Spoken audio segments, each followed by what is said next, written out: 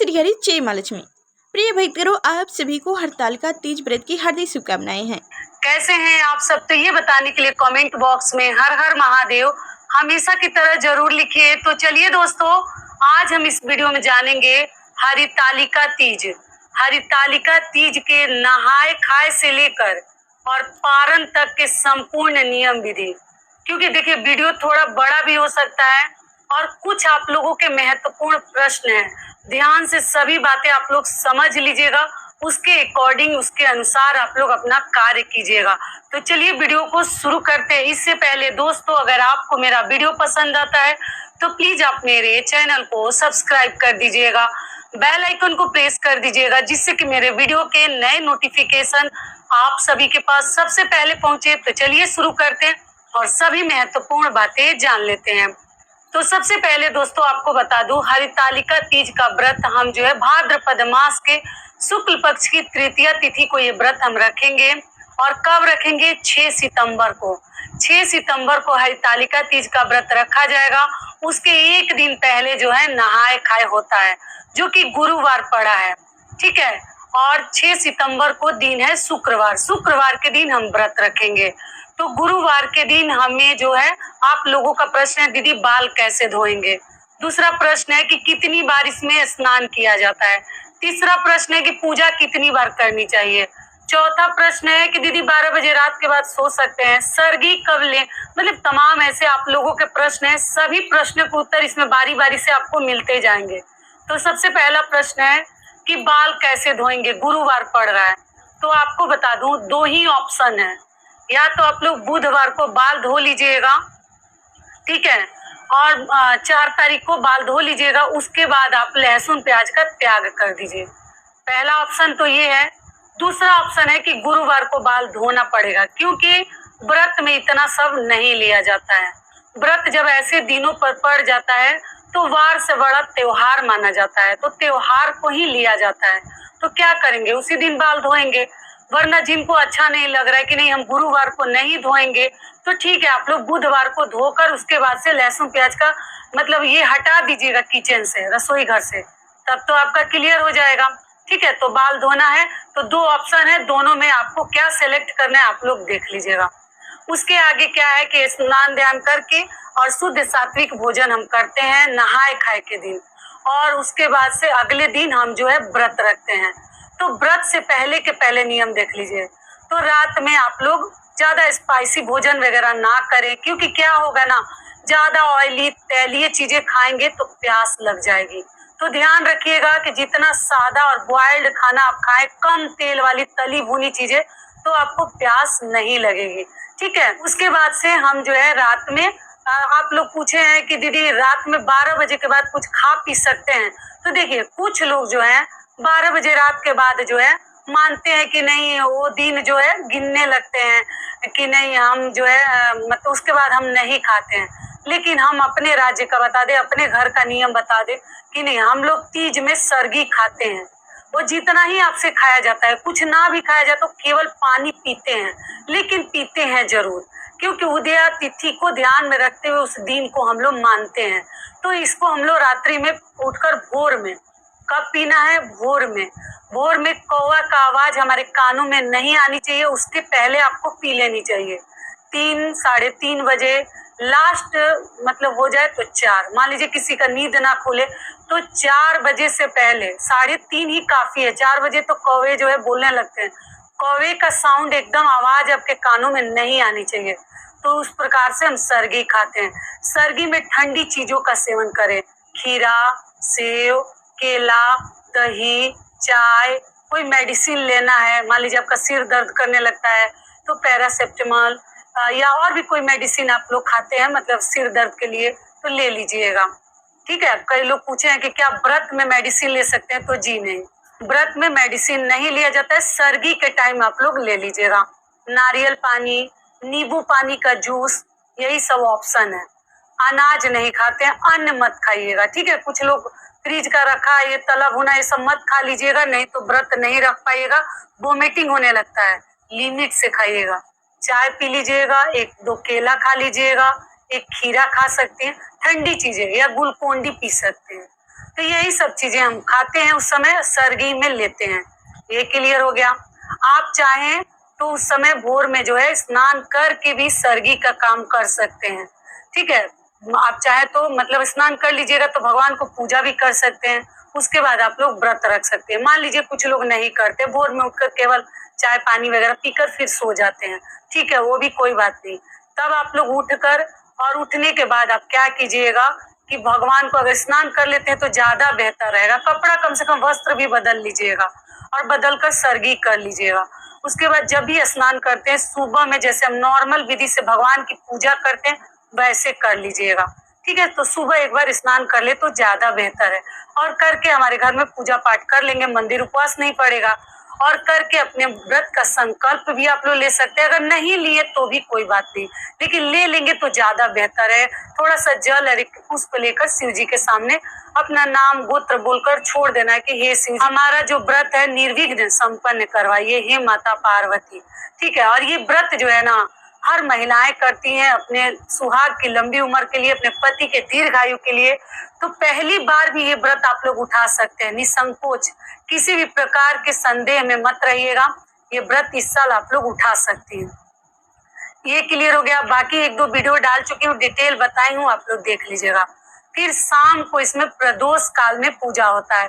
पूजा का शुभ मुहूर्त क्या है मैं वीडियो में डाल दूंगी, लिख दूंगी, आप लोग पढ़ लीजिएगा।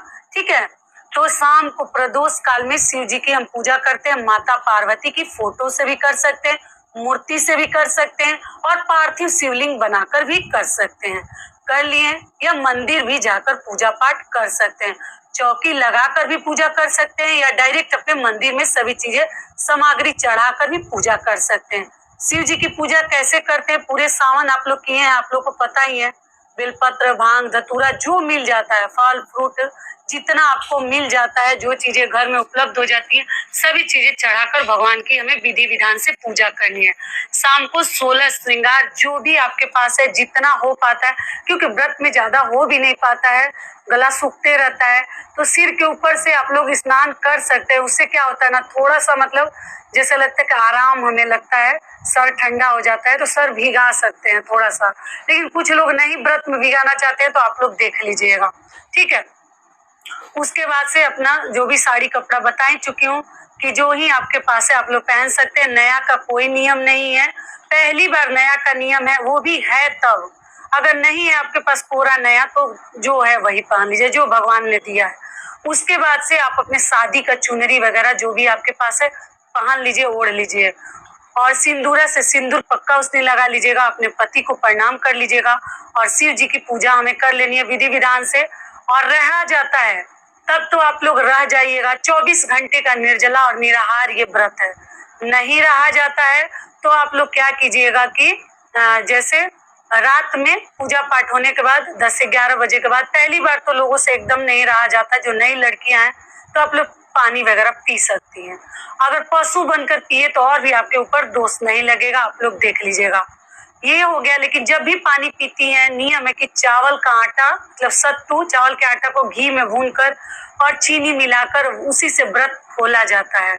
और दान कुछ लोग जैसे व्रत में ही कर लेते हैं और हम लोग जैसे पारण के दिन दान करते हैं। तो दान में क्या करते हैं और सामग्री में देखिए सुहाग की चीजें, माता पार्वती को भी सिंदूर बिंदी भी कम से कम चढ़ा सकती हैं या 16 श्रृंगार चढ़ा सकती है, टोटल आपके हाथ में है। और इस विधि से हम तीज के दिन के सभी कार्य कर लेंगे। उसके अगले दिन जो है आप अगर मान लीजिए दान नहीं किए हैं व्रत के दिन, तो उस दिन हम जो है पूजा पाठ करके फिर से स्नान ध्यान करके और कोई भी साड़ी आप लोग पहन सकते हैं। कुछ लोग वही साड़ी सेम पहनते हैं, तो पहनकर और हम जो है पूजा पाठ कर लेंगे। पूजा पाठ करने के उपरांत जो है दान की चीज, दान में आप लोग आटा, सिंदूर, हल्दी मतलब जो चाहें, अनाज का भी दान किया जाता है।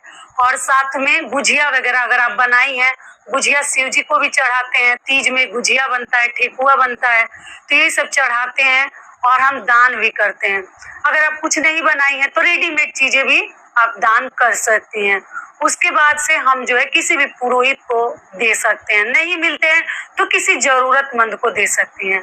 और जो भी साड़ी कपड़ा चढ़ाई है अपने मायके में आप लोग या दान किए मत दीजिएगा, क्योंकि बेटी का किया हुआ दान अगर मायके वाले लेते हैं तो उनके लिए सही नहीं है। कुछ लोगों को ये चीजें अच्छा नहीं लगेगा, लेकिन सही चीज बता दूं कि बेटी का कन्यादान दे दिया जाता है और फिर उस ब्राह्मण के हाथ से उसका दान किया हुआ अगर मायके वाले पहने, माँ को आप लोग कहते हैं दे दे, तो जी नहीं, मत दीजिएगा। किसी जरूरतमंद को दे सकती है या ससुराल पक्ष में किसी को दे सकती है, लेकिन मायके में दीजिएगा तो आपके मायके वाले की ही हानि होगी। आपका कुछ होगा या नहीं होगा, मायके वाले की हानि होगी, तो कभी मत दीजिएगा।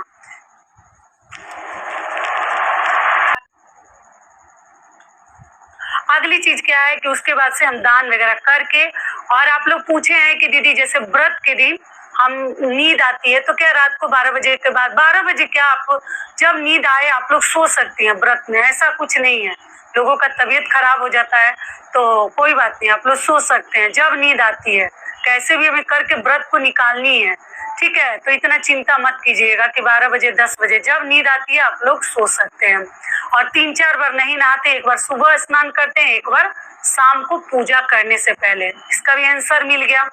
अगली चीज क्या है कि दीदी व्रत जो है छूट गया है तो कर सकते हैं, जी बिल्कुल कर सकते हैं। और पारण के दिन का भी नियम बता दी, जो भी आपसे बड़े हैं उनको प्रणाम कर लीजिएगा, पति हैं तो कर लीजिएगा।